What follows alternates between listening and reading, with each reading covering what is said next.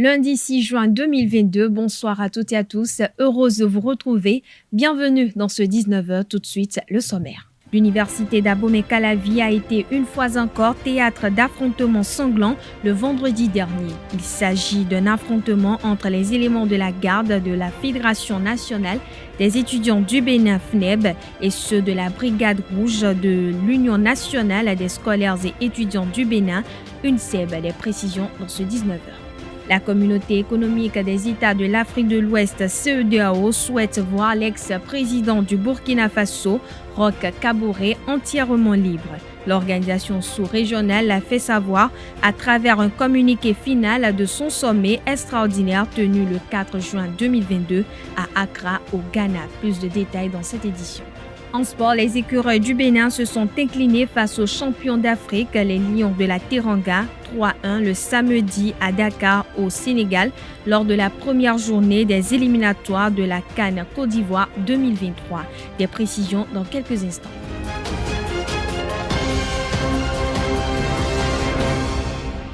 De nouveau, bonsoir. Merci de nous préférer pour vous informer. L'université d'Abomey-Calavi a enregistré le vendredi 3 juin 2022 sur le campus un nouvel affrontement sanglant entre étudiants. Il s'agit d'un affrontement entre les éléments de la garde de la Fédération nationale des étudiants du Bénin FNEB et ceux de la Brigade rouge de l'Union nationale des scolaires et étudiants du Bénin UNSEB. Selon les faits, un élément de la Brigade rouge aurait perturbé ce vendredi le déroulement normal des consultations électorales organisées pour élire des responsables d'organisations syndicales d'entités. Ce dernier aurait réagi sans jamais avoir reçu l'ordre de ses responsables. Il a été maîtrisé et mis à la disposition du service de sécurité de l'administration rectorale. Pour lui éviter la prison, la gestion à l'amiable de la situation a été négociée par des responsables d'organisations estudiantines avec l'administration rectorale. Soulignons que l'affrontement suscité par cet élément de la Brigade rouge de l'Union nationale des scolaires et étudiants du Bénin UNSEB a fait plusieurs blessés. Les blessés ont été admis à l'infirmerie du centre universitaire. Pour rappel, l'université d'Abomey-Calavi a enregistré il y a quelques mois un sanglant affrontement entre les membres d'organisations estudiantines. Une violence qui a conduit à l'interpellation de certains responsables d'étudiants.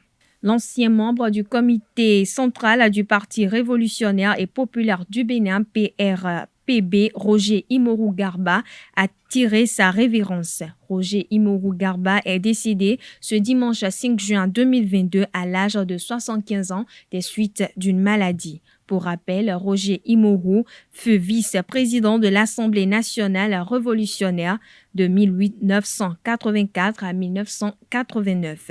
Il a également occupé le poste de vice-chancelier et de ministre. Son inhumation est prévue pour ce lundi 6 juin 2022 à Bembereke. Parlons toujours de décès. 4 prêtres de l'Église catholique sont décédés en espace de 72 heures en ce début de mois de juin. Selon les informations, les prêtres décédés proviennent des diocèses de Dassa, de Lokossa, de Porto Novo et de l'archidiocèse de Cotonou. Maxime Fagbenon du diocèse de Dassa s'en est allé le 1er juin après des soins à l'hôpital de zone d'Abomey-Calavi. En mission à la Martinique, Jules Doganou décède des suites d'une courte maladie. Éric Noumonvi du diocèse de Lokossa meurt le 2 juin 2022. Ce dernier, selon les faits rapportés, se serait suicidé. Après lui, Épiphane Sosounon du diocèse de Porto Novo trouve la mort ce vendredi 3 juin 2022 dans un accident de circulation. Je l'annonçais au sommaire de cette édition, la communauté économique des États de l'Afrique de l'Ouest, CEDEAO, a souhaité voir l'ex-président du Burkina Faso, Roch Kaboré entièrement libre. L'organisation sous-régionale l'a fait savoir à travers un communiqué final de son sommet extraordinaire tenu le 4 juin 2022 à Accra, au Ghana.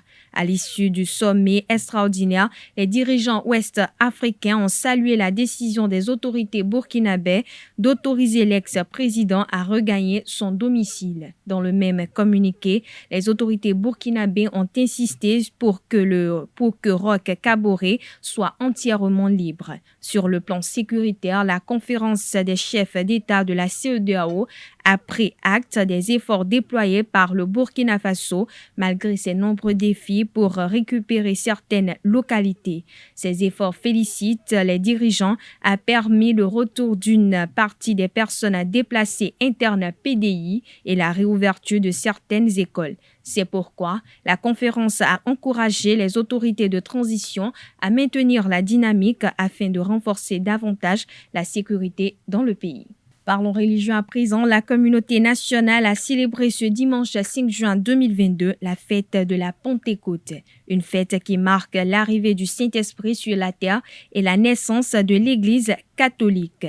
Les 12 apôtres sommés depuis ce jour viennent répandre la bonne parole. À l'occasion de cette célébration qui a eu lieu ce week-end, quelques citoyens de la ville de Cotonou narrent leur week-end festif. Des propos recueillis par Quentin Amosso et Francis Farami.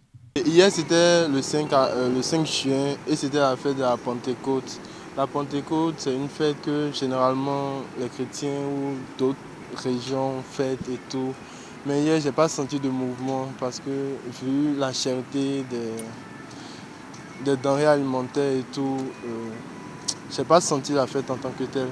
Mais c'est vrai que d'autres ont fêté, mais ce n'est pas comme d'habitude par rapport aux années antérieures. Contrairement aux années antérieures, et on sait que tout est cher actuellement au Bénin, mais chacun se débrouille. On ne peut pas rester à la maison pour dire que la fête est belle. Il faut sortir. Mais si tu sors, tu vas trouver pour toi.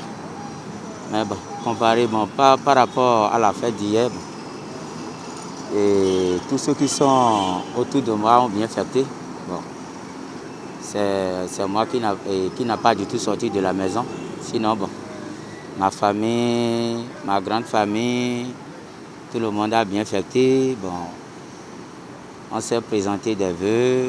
Bon, on a bien fêté quand même. On remercie Dieu. À l'ambiance de la maison, ça s'est bien passé. Ça s'est bien passé. Bon, on ne sent même pas s'il y a la cherté de la vie.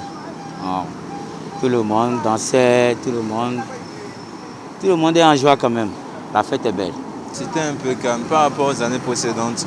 C'était un peu... Ça n'a pas montré qu'on fêtait, quoi. C'était un peu calme. Il n'y avait pas trop de bruit comme ça quand même. C'est parce que la vie, il y a des trucs dans la vie qui sont chers. La vie est chère maintenant. Actuellement, la vie est chère. Donc, il y a des trucs qu'on prend pour fêter, des petits trucs là, c'est devenu cher. Même l'huile aussi est chère. La fête de Pentecôte, comme d'habitude, ça a été pas mal, mais pas trop ambianceuse comme les années passées. Bon, chacun essaie de fêter à sa juste moyen dans sa famille et dans son quartier. Mais seulement ça n'a pas été flamboyant comme les années passées à cause de la cherté de la vie et bon, toutes les conflits qui ne nous ont pas facilité pour mieux le fêter comme d'habitude. Les années précédentes, les fêtes de Pentecôte ont été bien animées partout, mais pour cette fois-ci, franchement, moi je ne suis pas sorti hier, mais je sors, je vois rien quand même. Personne dans le quartier, c'est comme si, bon, il n'y a personne dans le quartier, on ne sent même pas la fête. Même que j'ai quitté ici, je suis allé jusqu'à pas où là-bas. Pourtant, c'est la même chose. Donc, il n'y a pas d'argent chez les gens. S'il n'y a pas d'argent, on ne peut pas fêter quand même. Donc, c'est moi mon point de vue, quoi. Il n'y a pas d'argent. Quoi de tout, mère. Donc, faut on est. moi qui suis ici, moi je n'ai pas fêté. Parce que ma poche n'est pas un peu, comment dirais-je quoi, n'est pas un peu bon. Donc je n'ai pas fêté moi. Mais l'ambiance dans la ville, ça n'a pas été comme les années précédentes. Non, du tout pas. Du tout pas. Peut-être ceux qui sont allés fêter leur noviciat pour Grand Popo là, peut-être pour eux, ça peut être parce qu'ils ont invité des artistes. Donc, peut-être pour eux, peut être un peu, parce qu'ils ont d'ambiance là-bas, parce que là, c'est ensemble, ils fêtent. C'est comme une fête, une grande fête pour eux, quoi, eux là-bas, quoi. Donc, dans la ville, moi, je n'ai rien senti comme fête, comme ambiance, quoi, rien. Donc, c'est un peu ça. Ce que j'ai à dire à ces gens-là, bon, c'est vrai, on est en fête, mais il faut se contrôler parce que la boisson est faite pour les hommes. C'est les hommes qui ont fabriqué ça et c'est les hommes qui vont encore consommer. Bon, le souci, c'est de consommer avec modération. Ce n'est pas parce qu'on est en fête, il faut abuser et après on va commencer par voir les gens et au centre de santé, on va commencer par voir le corps des gens par-ci, par-là. Bon. Ce que j'ai à leur dire, c'est de consommer avec modération. Ce que moi j'ai à leur dire, bon, la fête, au fait, c'est pour un temps. Maintenant, notre santé aussi, c'est pour toute notre vie. Donc, pour préserver notre santé, il ne faudrait pas qu'on abuse de la joie d'un temps. Il ne faudrait pas qu'on profite trop de la joie d'un temps pour gâcher toute notre vie. Donc, pour ça, il faudrait que pour la consommation des boissons, des nourritures, tout ça, il faudrait qu'on se contrôle en fait. Parce que bon, ce qu'on fait maintenant, ça agit tout au long de notre vie. Donc, il faudrait qu'on se contrôle un peu. Je vais commencer par la célébration de Novicha. Donc, c'est une fête, je peux dire, nationale pour nous les Béninois. Abuser trop de l'alcool, d'abord, c'est pas bon pour la santé. Un peu pour ceux qui aiment prendre l'alcool, bon, faut pas qu'ils abusent trop. Là, sinon, même l'alcool, c'est pas bon pour la santé. Donc, je leur demande de ne pas trop mener les fêtes. Surtout, on dit Pentecôte, c'est une fête chrétienne. La christianie n'aime pas trop de l'alcool. Donc, d'enlever ces gens d'abus dans nos comportements et ça va nous porter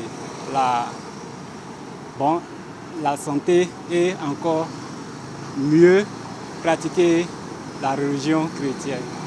Parlons toujours religion. La prière est le deuxième pilier de l'islam. La prière est un moyen pour les fidèles musulmans d'être en contact avec l'être suprême qui est Allah. Cette pratique a une signification qui traverse l'histoire de cette religion et qui revêt une grande importance pour les fidèles musulmans. À ce propos, Fatiou Tidjani, imam de la mosquée centrale de Mondo Commun, arrondissement d'Aglangandan, expose l'importance et la signification de la prière pour les fidèles musulmans. Suivons-le au micro de Francis Farami.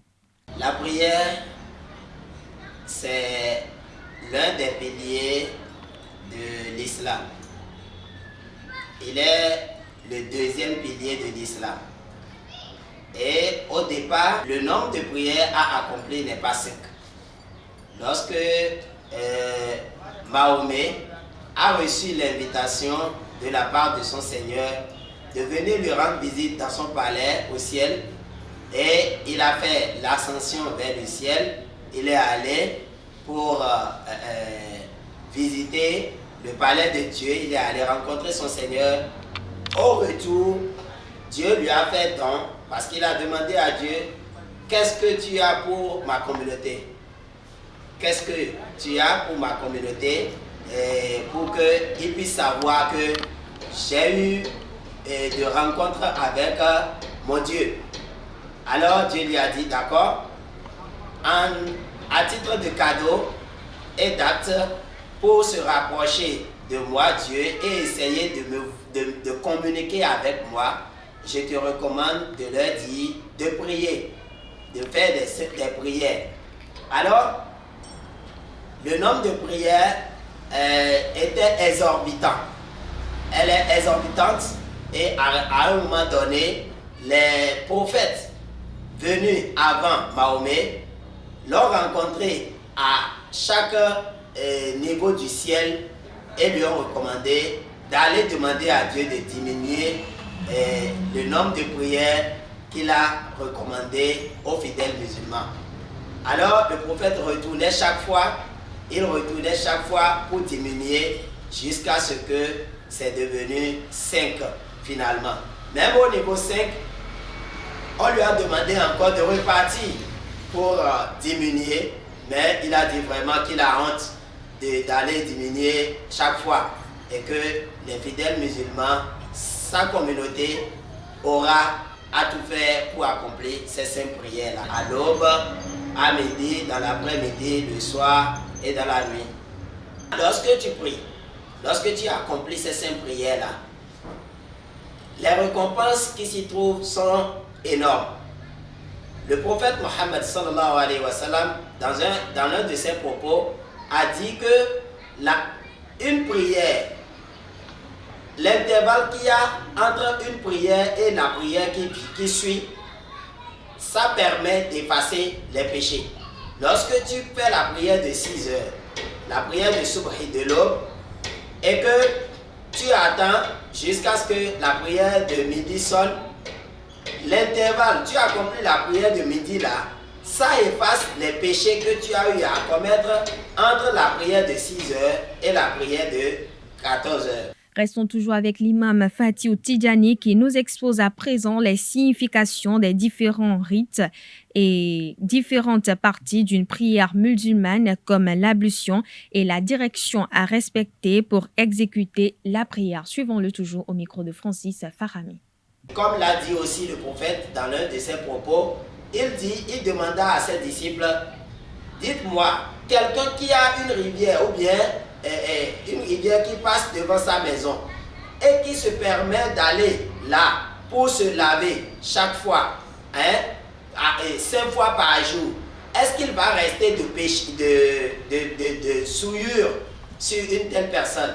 Ses disciples lui ont dit non, si la personne va vers le fleuve pour laver, nettoyer ses déchets, ses souillures, 5 fois dans la journée, il ne lui restera plus aucune souillure.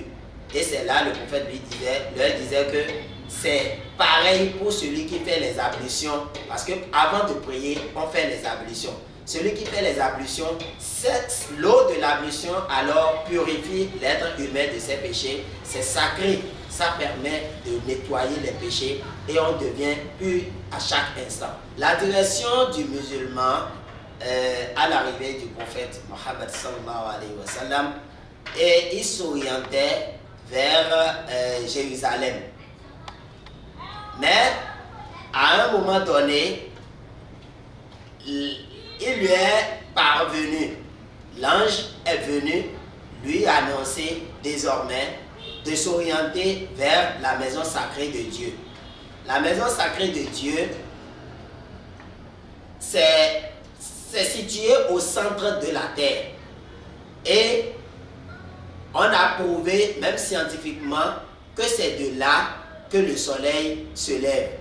Alors, c'est pour ça que la direction, à un moment donné, qui a été recommandée au prophète, c'est la direction de la Mecque. Et si vous voyez dans n'importe quel pays des gens s'orienter vers une direction, sachez que ce n'est pas au hasard. Ils ont eu à utiliser des appareils pour détecter là où se situe la direction même de la Mecque dans leur pays. C'est pour ça que ça varie selon chaque milieu où on se retrouve. Et lorsqu'on va à un endroit où on ne maîtrise pas où est la direction et on n'a pas quelqu'un pour nous orienter, peut-être qu'il n'y a pas trop de mosquées. Aujourd'hui, il y a même des applications sur les portables. Quand on dépose ça, on télécharge et on dépose, ça nous montre en même temps la direction. Donc c'est la direction de la Kaaba, la maison sacrée de Dieu là, qu'on recherche toujours pour pouvoir accomplir nos prières. Nous sommes ici par exemple dans une mosquée. Et moi, j'ai fait dos à la direction où on doit faire normalement pour faire la prière. Donc la direction qui a été détectée là où nous sommes ici, c'est vous me faites face. Donc vous êtes déjà dans la bonne direction. Les écureuils du Bénin se sont inclinés face aux champions d'Afrique, les Lions de la Teranga, 3-1 le samedi à Dakar, au Sénégal, lors de la première journée des éliminatoires de la Coupe d'Afrique des Nations Côte d'Ivoire 2023. Sadio Mané, la star sénégalaise de Liverpool, a inscrit un triplé et est devenu le meilleur buteur de l'histoire de la sélection avec 32 buts. Junior Olaitan a réduit le score pour le Bénin en fin de match.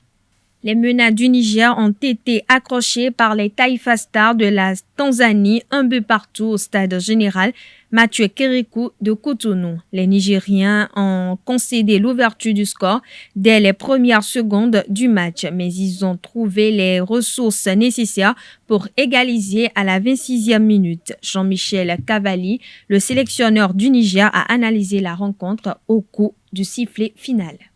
Nous sommes partis avec un but d'handicap. Parce que prendre un but comme ça au bout de 30 secondes de jeu, d'une minute, alors qu'on avait prévu de faire autre chose, ça c'est pas le discours du coach, ça c'est nous qui avons joué autrement de ce qu'on avait préparé. Et on a beaucoup donné d'énergie en première mi-temps pour essayer de revenir à ce score. On s'est créé pas mal d'occasions de but. Ensuite, en deuxième mi-temps, on est bien reparti. On a fait ce qu'il fallait faire. N'oubliez pas qu'en face de vous, vous aviez la Tanzanie qui était à la dernière CAN. Nous n'y étions pas. 2 ans en arrière, en étant mené 1-0 contre cette équipe-là au bout d'une minute, je pense qu'on aurait pu sombrer. Mais là, ça n'a pas été le cas. On a refait surface, on a redressé la tête. Et je considère qu'on a fait un grand match parce qu'on a eu beaucoup d'occasions de but derrière. C'est dommage. Daniel, en deuxième mi-temps, aurait pu marquer un deuxième but. On a frappé le poteau. On s'est créé des occasions, mais on a fait en face de nous aussi une très bonne équipe, avec un potentiel offensif qui n'était pas négligeable. On ne peut pas dire qu'ils nous ont déstabilisés, jamais. On a fait jeu égal dès qu'on est revenu dans la partie.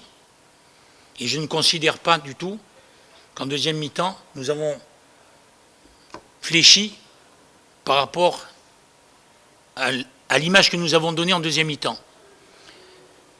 Je vous dis, il faut toujours tenir compte aussi d'un adversaire qui est en face de vous. Et moi, aujourd'hui, je suis très déçu du résultat parce que je voulais absolument la victoire.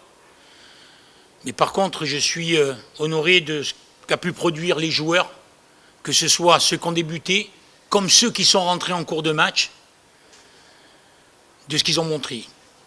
Ce qu'on pourrait rajouter professionnellement par rapport à votre question, c'est arrivé à l'équipe de France hier, qui a perdu 2-1 chez elle contre le Danemark, et qui se plaignait que beaucoup de joueurs étaient en fin de saison et qui avaient joué beaucoup trop de matchs. Ben nous aussi, c'est le même cas. Nous sommes en fin de saison.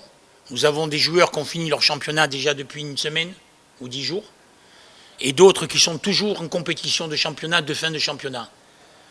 Donc, est-ce qu'il nous a manqué un petit peu de jus? Je pense pas. Je pense pas. Ils ont donné avec le cœur.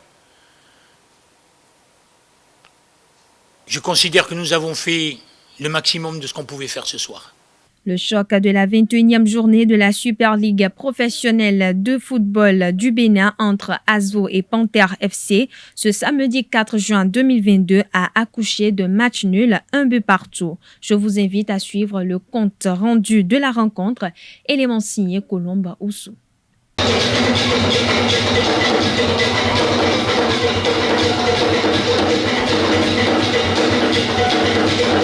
Azvo et Panthère se sont neutralisés sur le score d'1 but partout à Adjoum. Les poulains de Bior Richard se mettent en évidence en premier après avoir manqué plusieurs occasions pour ouvrir le score.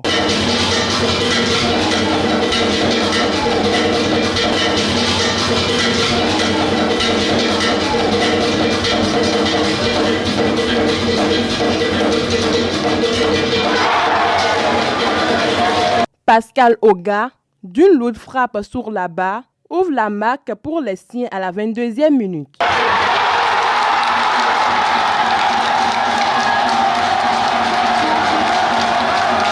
À la 72e minute, Panther égalise. Daniel Effiong ne laisse aucune chance à Agbeyi Nounissefor. Malgré les assauts répétés des locaux, le score reste inchangé jusqu'au coup de sifflet final.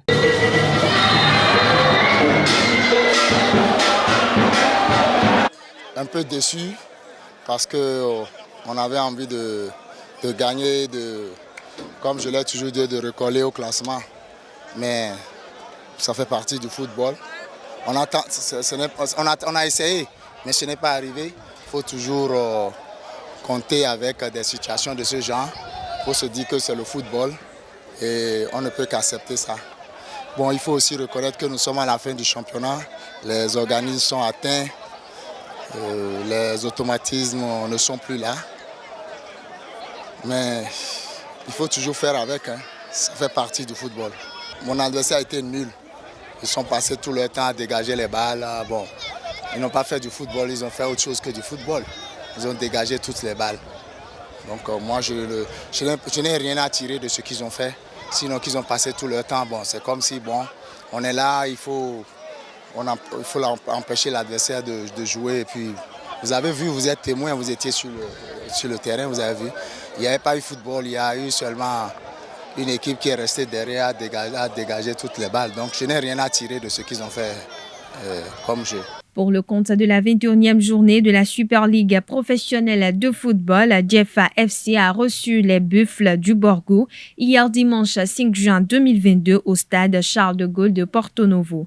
À l'issue de la rencontre, les Buffles s'offrent les 3 points sur un score de 1-0. Reportage signé Aneldo.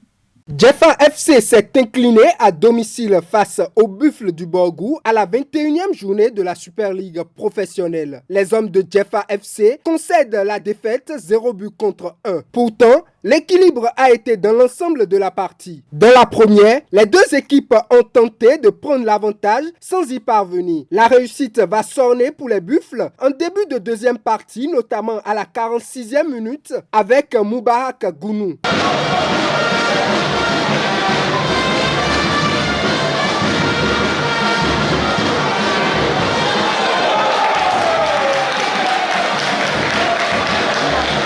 Les Buffles vont conserver l'avantage jusqu'en fin de match. La pression de Jeffa FC a été stérile. Le match se termine sur le score de 1-0 pour les Buffles du Borgou qui totalisent ainsi 40 points et gagnent la 3e place du classement provisoire. Dès l'entame, on avait un but. Bon, on l'a raté. Et puis après ça, c'est fini. Hein. Et Jeffa a pris le jeu en main. Bon, je n'ai pas reconnu mes enfants ce soir. Ouais, mais à son deuxième mi-temps, on s'est repris. Alors, parce qu'il nous fallait les 3 points, on a tout fait, on a pu marquer un but. C'est l'essentiel. Sinon, quand il s'agit du jeu, vraiment, on n'a pas produit du jeu. Cette équipe n'a pas été supérieure à nous, mais le football, c'est la chance qui compte. Nous avons eu plusieurs opportunités à marquer, mais nos attaquants n'ont pas pu concrétiser. Ça laisse que, quand vous louchez les opportunités, ça paye cash. C'est ça qui a laissé. Donc on a foncé, mais le score était 1-0. Voilà, chers internautes, c'est tout pour cette édition. Merci de nous avoir suivis. À très bientôt.